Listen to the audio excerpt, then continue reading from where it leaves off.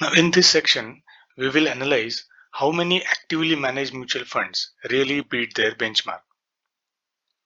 So currently, there are 400 plus equity mutual funds in India.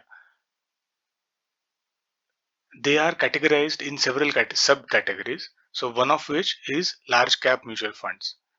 So in this mutual fund, the fund manager chooses the stocks only from mostly from large cap, and they are benchmarked against the Nifty 100 index. Similarly, there is one more subcategory which is mid cap mutual fund. This fund is benchmarked against Nifty mid cap 150. So in this mutual fund, only mostly mid cap stocks are selected. And then third, this large and mid cap mutual fund category. So in these mutual funds are benchmarked against Nifty large and mid cap 250 index. So this is a picture from SEBI website, uh, and this sets the rules for all these categories of mutual funds. So you can see for large cap funds, it is mandated to invest in mostly in large cap companies for at least 80% of their total assets. So you can read this document for more details. So in our analysis, we have not considered the expense ratio of all the actively managed mutual funds. And the data source that we have used is we have taken the NAV value from MF Tools. This is GitHub library for mutual fund codes. It is very good resource to get historical NAV, and mostly for all mutual funds, NAV is available from 2013. You can see from this picture, just by writing some 2-3 lines of code, you can get all the NAV values, historical NAV values from 2013. One point to note here is mutual funds are denoted by these 6-digit codes, and they have also provided the list in which for each of these codes their mutual fund names and their AMCs and their subcategories are listed. In this analysis, we will be looking at 5 years SIP rolling returns. Unlike earlier cases where we have considered a longer time frame for our comparison, but in this case, since our historic data is available only after 2013, so we have no option but to choose a slightly shorter time frame, so which is 5 years in this case, to compare our performance of all our mutual funds. One thing to note here is these benchmark index, the data we get is price return index, but so this is a picture from the actual fact sheet of Nifty 100 index from NSE website. What it says is the price return for the Nifty 100 for last 5 years was 15.5%, but the total return is 16.82%. The difference comes from the dividends that these 100 stocks has given in the last 5 years. So total return represents the price movement as well as dividend income, and price return represents only the price of the constituent stocks. So this is the first plot where we are comparing all the 20 large cap actively managed mutual funds with their benchmark, that is Nifty 100 TRI. It's a complete mess. Actually, we cannot see anything because they are so close to each other. Note that these are SIP returns, not CAGR returns, and we are looking at the time from 2018 to 2024, approximately 6 years.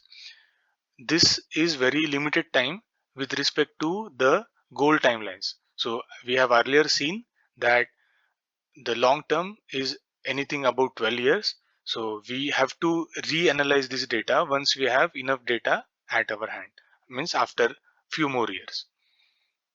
But even in this available data set, let's highlight only the benchmark to see how many of them actually beat the benchmark.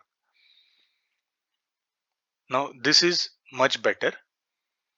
You can say you can see at any given point there are some mutual funds which are above the benchmark, and you can see it throughout the time.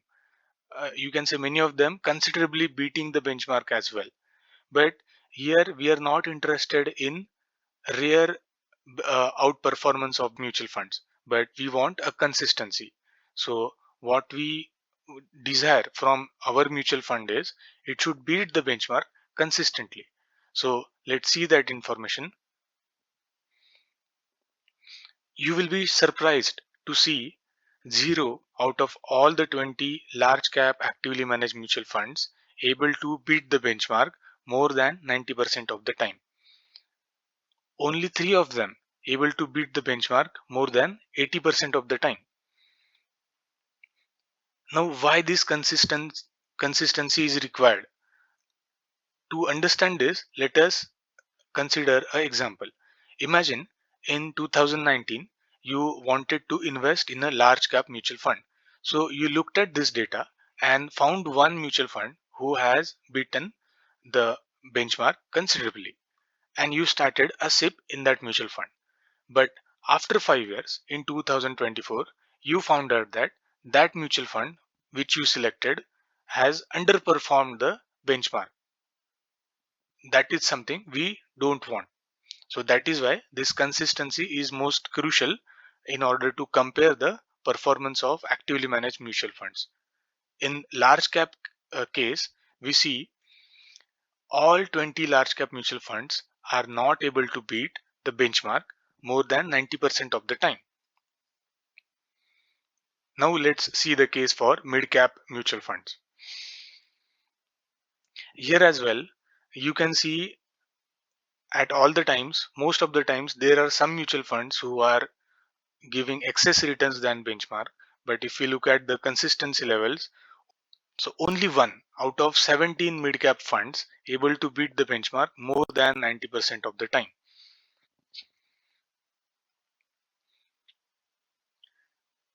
And our third category was large and mid cap funds. And here as well, only one out of 15 large and mid cap funds able to beat the benchmark more than 90% of the time. And I am not interested in these names, so you can just try to search these codes in MF Tools. You will get to know the names of this mutual fund. But the point that I'm trying to make here is there is a severe underperformance of more or less all actively managed mutual funds in these three subcategories. And in fact, we have not considered the expense ratio of these mutual funds. So if you factor that in, there will be even more chances of underperforming the benchmark. So it is very clear from this data that actively managed mutual funds are not consistently beating their benchmark.